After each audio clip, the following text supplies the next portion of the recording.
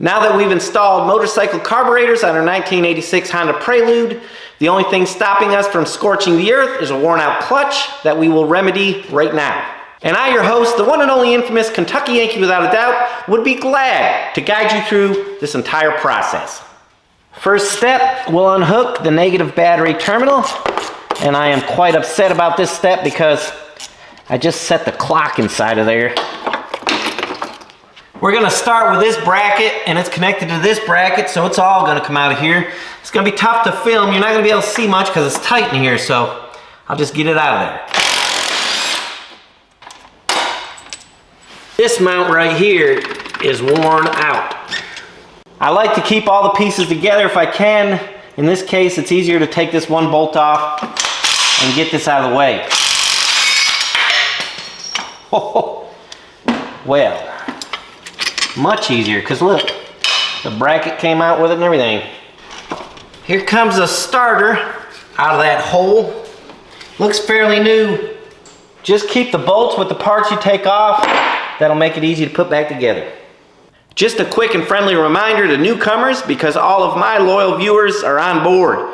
If you enjoy a smaller YouTube channel, the best thing you can do for them is hit the like button, leave a comment, subscribe if you hadn't already, and hit the 2 notification bells and share their videos. I know you're constantly hearing this on YouTube, but for smaller channels it's really important that you do this in order to stimulate the algorithm to keep folks like the Benny, that is I, the one and only infamous Kentucky Yankee, online. As always, thank you for your continued support. Let's get back to work. There just isn't much I can show in here, but I will tell you this. The goal is to get all the bolts out of the top, so when I raise it up, I can get all of them out of the bottom and I don't have to go back and forth.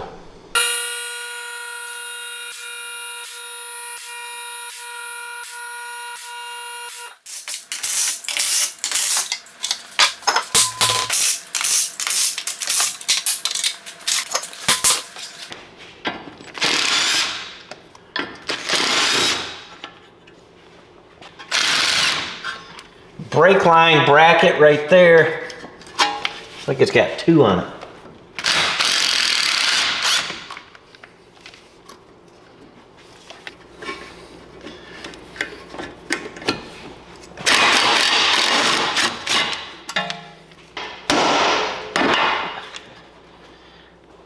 This, where they're buckled down here to lock it in, I like to bend them out first before I unscrew it so it don't mess the threads up.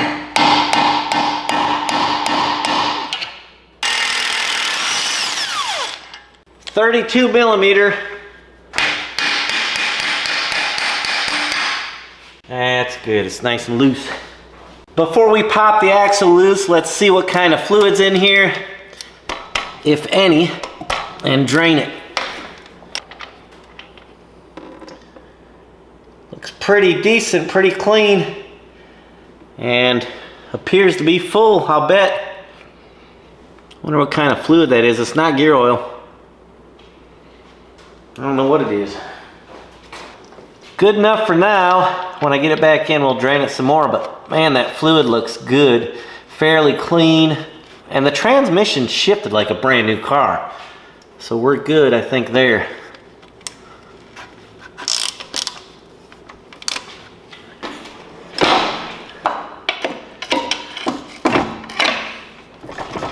Now, we're gonna have to take the lower ball joint loose. There's just no way. There was no harm in trying. Sometimes you get lucky.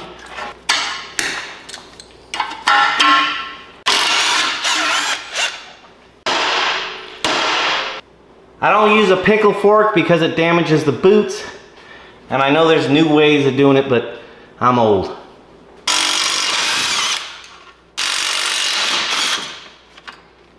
One thing we know now for sure is how the other side's gonna have to come apart, so it'll go quicker.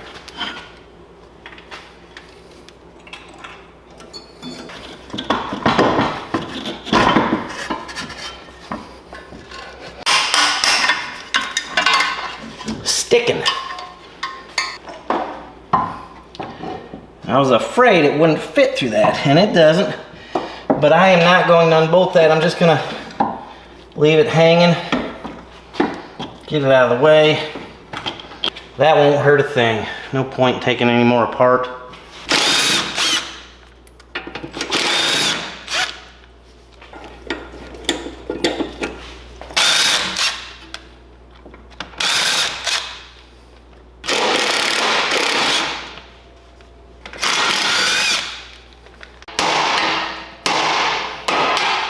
Tie rod end off first. That way the steering wheel's locked. See, now you can spin this however you need to.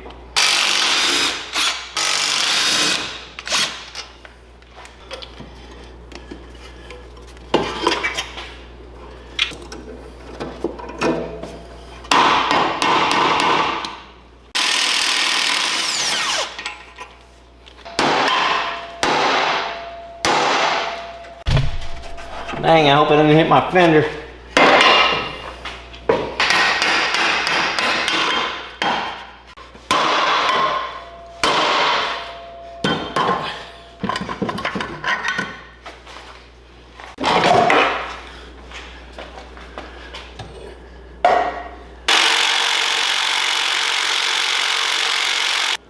Air tools are still stronger than cordless.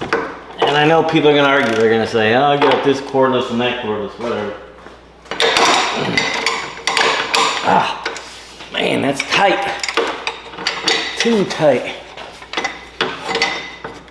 Ah, I'm rounding it off. There we go. And now this one, let's see.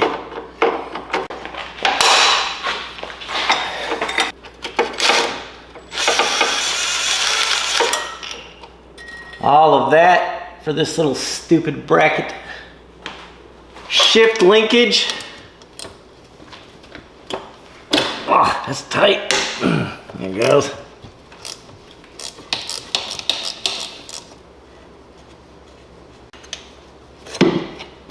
Oh, pushing. One more linkage here, and I'm not sure what this does. It goes up towards the linkage. It seems like it's a brace for the transmission. Probably because it has so much torque. You know, it is a race car, and that probably stabilizes it when you're firing on it and burning up the front tires. That's my guess. Just a few more transmission bolts and we should be sliding this out. There is a bar up here, I'll show it to you, that I think we need to remove.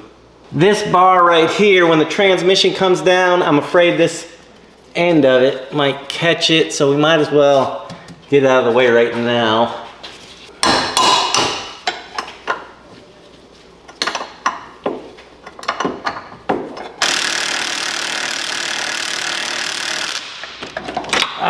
Apparently it's not coming loose. Nope. Socket's spinning. That whole time all I was doing is stripping the nut. That's not very smart at all. Well, light goes on.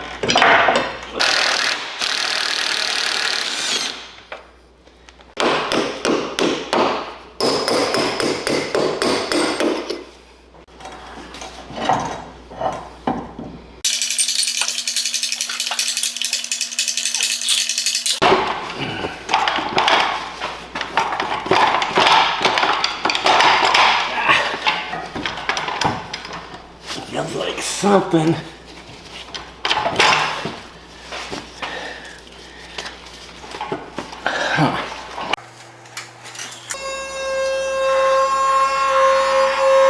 There she is.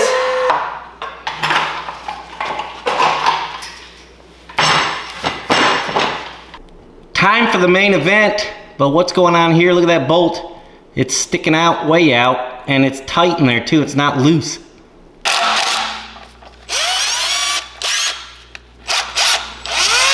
It was loose.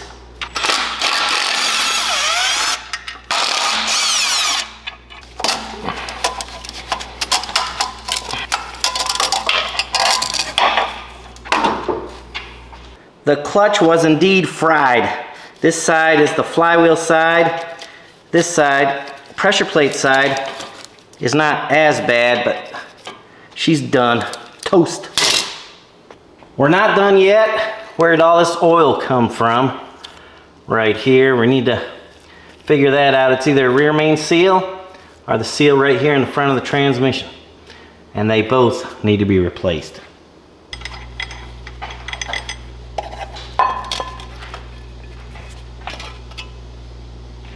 Looks like it's been leaking.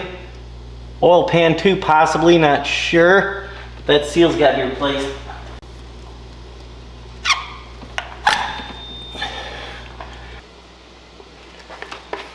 Whoa, that came out easy enough.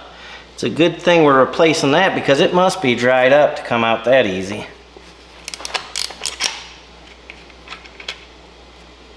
I'm pulling the shaft out this way. There's our spring. Now, I want to see how this all works before I go tearing it apart. Okay. This needs to go like that.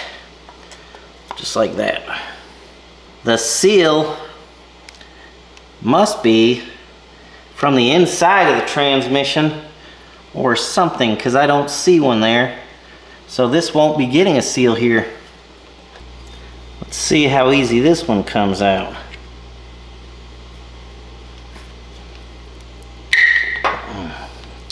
Easy enough. I had to order the rear main seal and the transmission seals, so while we're waiting, I'm going to replace the oil pan gasket because that's the last gasket on this engine that hasn't been replaced. Will it run? Well, of course it will. It fired right up. Big deal. That's just the very beginning of what you have to do to get a vehicle roadworthy. What are you doing, Benny? You can't save motor oil. Oh, yes, I can. I just put this in here and it's very expensive. So I will be reusing it. I have to get air tools.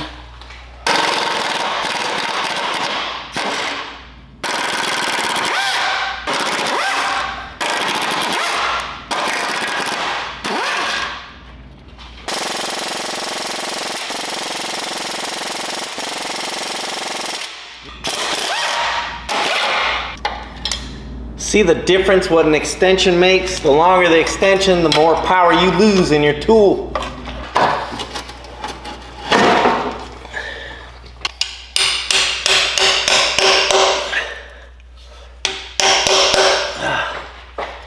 She is on there.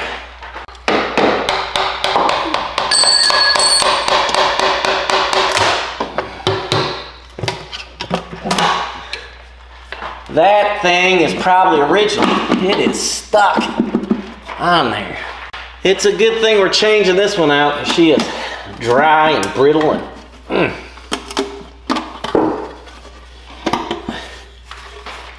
If you had to have a view inside of the engine, the bottom end, there you go.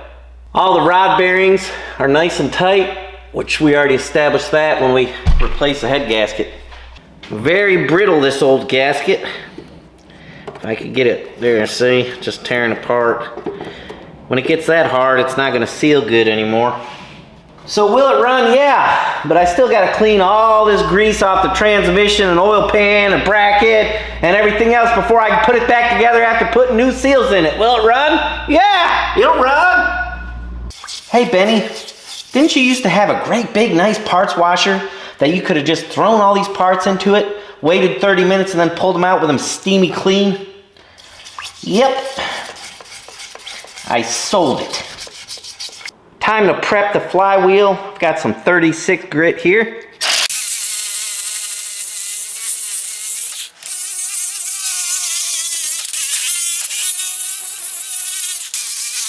All I did was eat up this edge right here. It had a little lip there.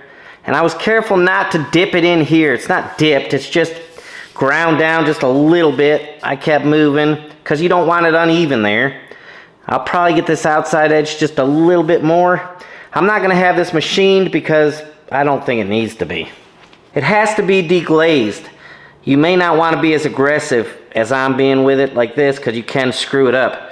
But if you got like a Scotch-Brite pad that cleans gaskets and you want to scuff it up, as long as you get that glazed metal cleaned up, it'll still work. If it wasn't shuddering or jumping or anything silly, and this car wasn't, then you can get by with something like this. Otherwise, you gotta take it to the machine shop.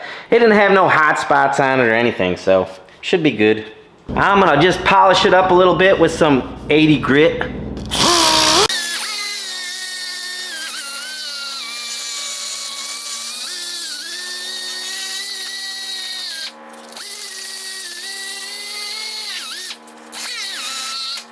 A lot of guys would never do it like this, not in a million years, but I'm not a lot of guys. I'm the Benny. There's a table of clean parts. Are they perfect? No, but they are clean enough for my standards according to this project. I could see there was a thin layer of silicone right here on both sides, so we'll put it back.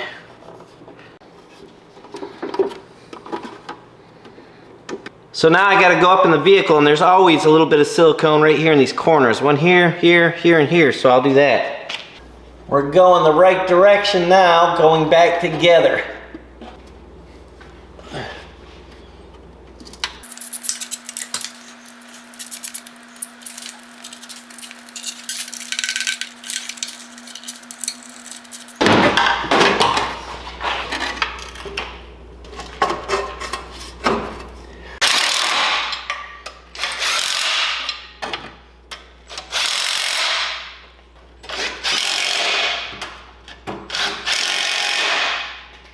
I coated the inside of the seal with a little oil. If this seal was metal on the outside edge, I would have put silicone, but it's rubber, so it should seal just fine.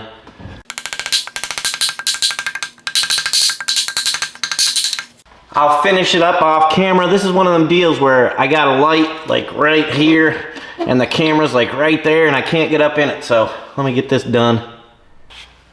Flywheel. And it is a lot easier to install than that one I put in that 3500 diesel truck not too long ago. It came with a pilot bearing, but it's not going to be used in this application. They just don't use one on this transmission and engine setup.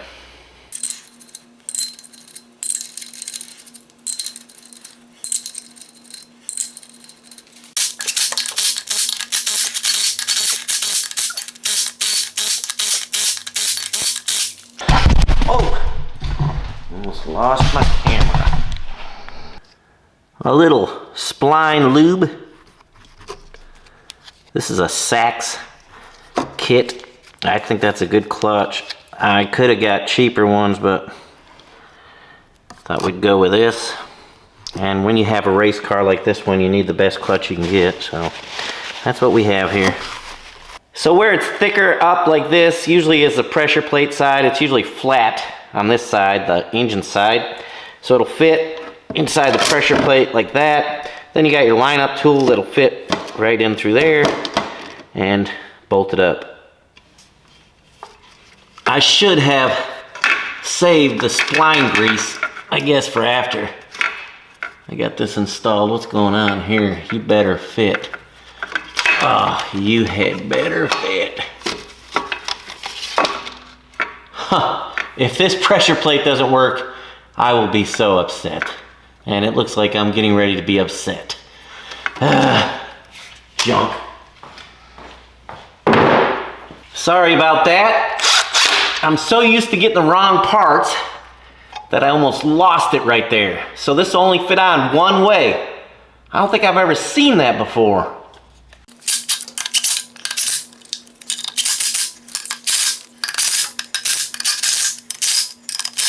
You can see this is spring loaded, so you want to pull it down evenly. New output seal.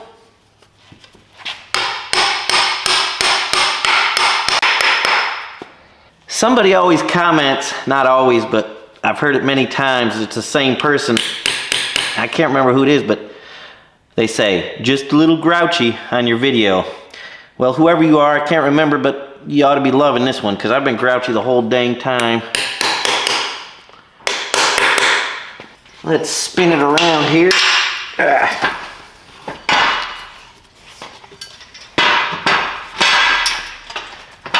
And we've got another output seal right there. So what would be an input seal?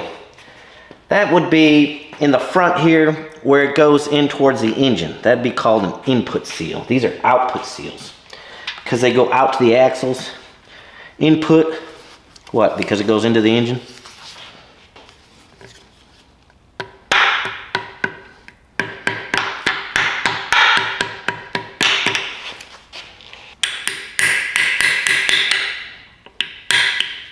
I'll put a little oil around here. I don't like to use grease. Grease can be, I call it fibrous. You know, it could be abrasive, some grease. So just use oil, and really you should use transmission fluid. But then in this case, it takes engine oil and transmission anyway. So we'll use engine oil. Just don't want to mess the seal up when we put the axles in.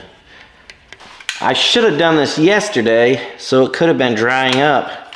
But I forgot. This is the reverse switch, and it's just exposed and had an old piece of plastic on there. So this is the Gorilla Snot glue that you guys know I love so much. And I'm just gonna seal it up real good here so it doesn't get any moisture and get in worse shape. And now, just because I'm in a hurry, I'm gonna use this Gorilla tape. I'm only doing this because I'm in a hurry. I wish I had done this, like I said last night. As long as this switch will stay preserved and not get damaged anymore, I'll be happy. Now that's not a bad repair, is it? Throw out bearing.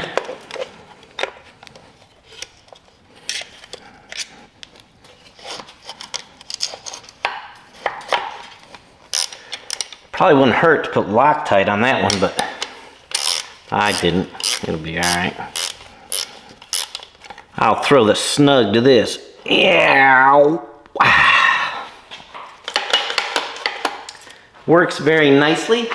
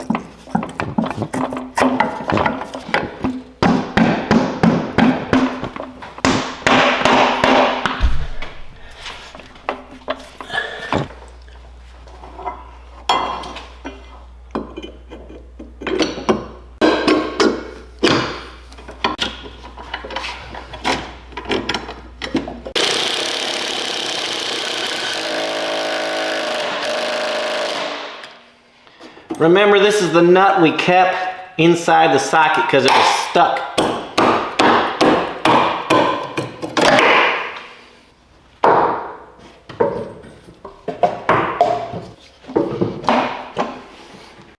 Back in with the starter.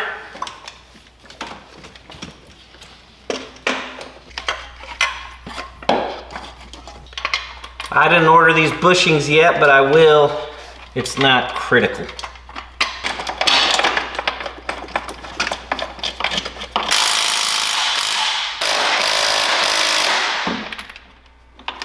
I better fill this oil up before I forget. Put a paint strainer in there, because remember, I'm putting this oil back in that I used. I'll change it after a short time, but I want to put a few miles on it. Let's get it all tuned up and running good, then we'll change the oil again. That's the way I think I'll approach this.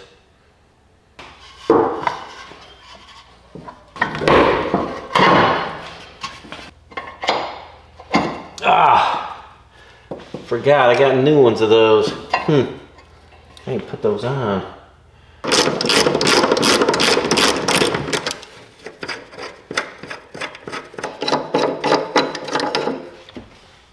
New upper ball joints, one on each side. Uh-oh, look at that. That's a caster camber adjustment. It looks like I'm gonna put it right back where it was.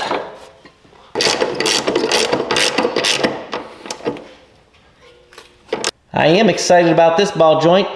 It was made in Japan, so that's a good part.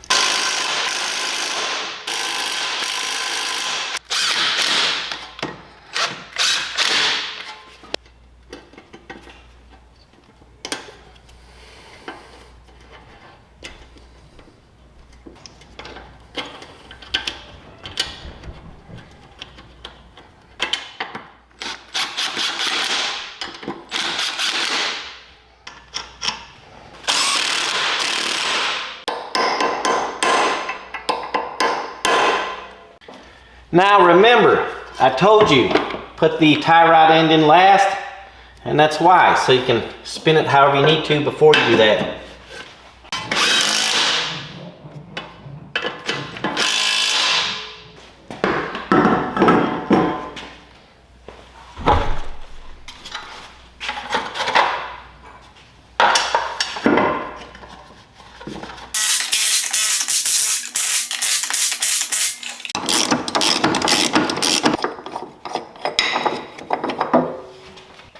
Can't win them all. This is a no-name part here, and it really looks like crap, to be honest.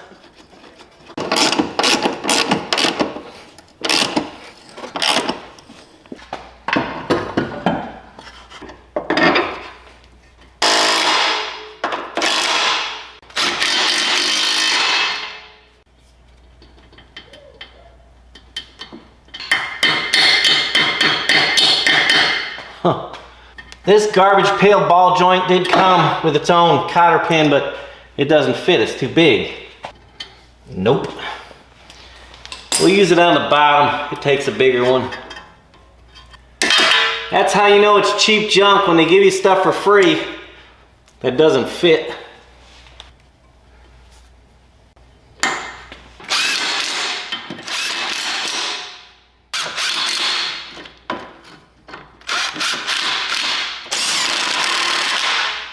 You don't have to over tighten this nut. That's a mistake a lot of people make, and then you'll burn your bearings out because it squeezes them up and ruins them.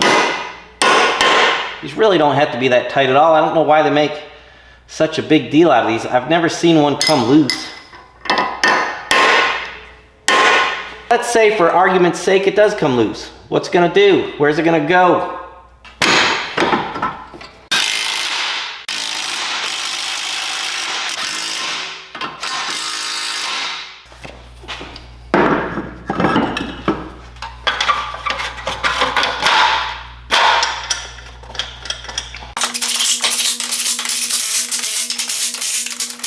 This transmission takes engine oil, and I've got this old engine oil with zinc in it because I don't know if it needs it or not. And I'm going to try and blow air in this bottle and see if it pushes the fluid up through there. I've seen people do it, but I've never tried it. Let's see. Ah, it's working. Check that out. Kind of nice. Oh!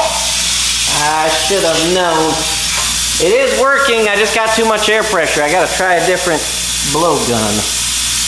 Alright, that one leaks. So here's another one. I think it takes quite a bit of pressure to get it to go though, because look at this bottle, it's about to blow up. Maybe I'm doing something wrong. Well, I'll keep playing with it here and let you guys know if it worked or not. I'm sure that's a wonderful method to fill the transmission up or a transfer case or something, but I just simply don't have time for ignorant foolishness. I'm trying to get this car down the road. One more thing to do after we hook the battery up and that is a test drive. I'll first try it here on the lift and make sure everything's working right. I did adjust the cable. It's a manual clutch. You wouldn't know it. It feels hydraulic. It's real easy. But you have to thread it up and down and get it adjusted right. And that is done. Let's pull the chokes on. I don't know if they'll stay or not. Let's see.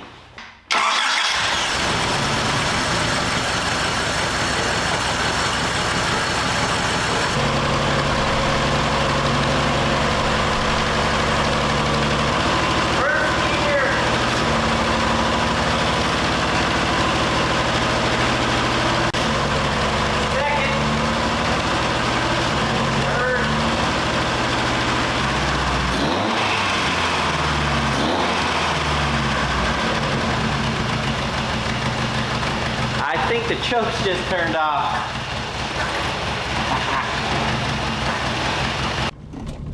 Let's try this thing out and see if she will pull now. And I think it will.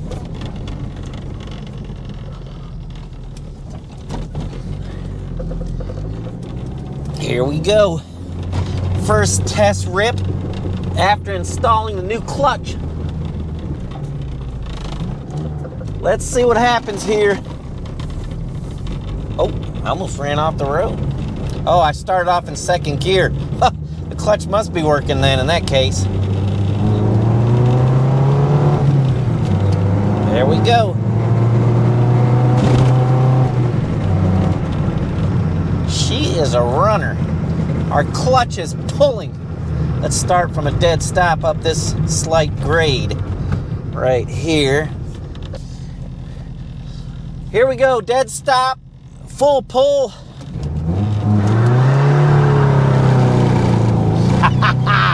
We just laid some rubber. Uh-oh.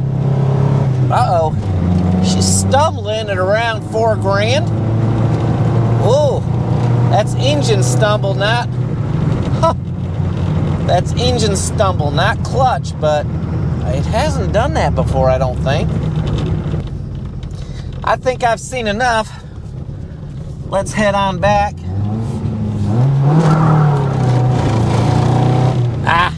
If it would quit. Oh, she's big time stumbling now. Right on its face. Wonder what's going on.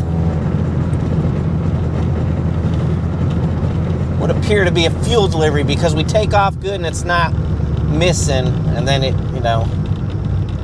Should we try one more little burnout? Let's get in a spot where the neighbors won't get frustrated with us. Clutch is pulling. That's all we needed to do today. When it gets up around 3,500, 4,000, it's brrr, and it acts like it ain't getting the petrol it needs.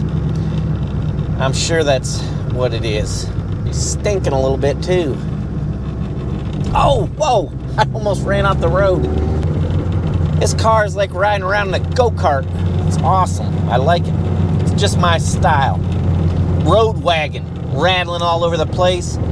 We'll cure that one piece at a time, hopefully. Adjust my mirror. There's somebody behind us. Tell you what, folks on this road are speed demons. Even more so than the Benny. I mean, they are all up on me right now. And I'm flying. Doing 36, 37 right now. People want. So let's, jeez, these people, they're just flying, man. Ignorant stuff. Let's do one more test. You know what I think I'll do? I'll let it roll back and then we'll hammer on it. We'll fire on it. Look here, we'll go in reverse. There's reverse. Now first.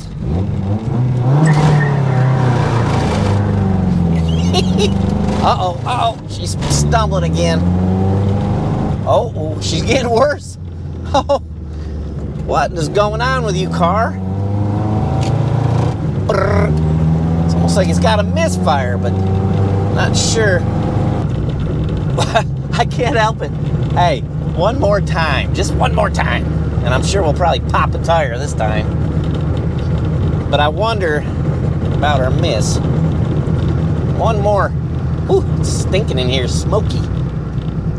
One more smoky burnout, as they say. Why not? Oh, she just raked a little bit. I went too quick. Again, we'll roll down this hill just a little bit. All right, we got you in position. Here we go. Roll down the hill just a little bit. And then I'm going to fire on it. Smoke rolling. But it's still got something wrong with it. Not sure. Fuel delivery. Anyways, thanks for watching, guys. I do appreciate it. We'll get this thing tuned up next. And everything should be just peachy. I am the one and only infamous Kentucky Yankee, without a doubt. Thanks for watching. I mentioned it's never done that before, but I've also never ran it with air filters on it, like I have right now. So I wonder if that's restricting them.